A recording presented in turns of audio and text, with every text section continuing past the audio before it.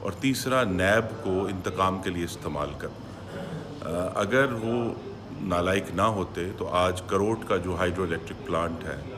جسے 720 mega what بجلی دینی تھی وہ مکمل طور پر کام کر رہا ہوتا، لیکن وہ ابھی کام نہیں کر رہا کیونکہ انہوں نے اس کی طرف توجہ نہیں دی۔ دوسرا سی پیک کی دشمنی کا نتیجہ ہمیں بہت بڑا قیمت دینی پڑ رہی ہے کہ تھر کول پہ جو شنگھائی الیکٹرک کا 1200 میگا واٹ کا پلانٹ ہے وہ ابھی تیار نہیں اور اگلے سال تیار ہوگا، اور اس کے ساتھ ہی جڑا ہوا ہے کہ جو تریمو پہ جو چوتھا RLNG کا پلانٹ ہے جس نے اس وقت جو 4 سال سے تیار پڑا ہے لیکن اس کے اوپر نیب کے کیسز کر کے اس میں تاخیر کی گئی، تو یہ 3200 میگا واٹ ایسے ہیں جو PTI کی نالائکی کی وجہ سے ہم تک نہیں پہنچے، اور اگر آج وہ ہمارے پاس ہوتے تو پورے ملک میں 3 گھنٹے لوڈ شیڈنگ کم کی جا سکتی تھی۔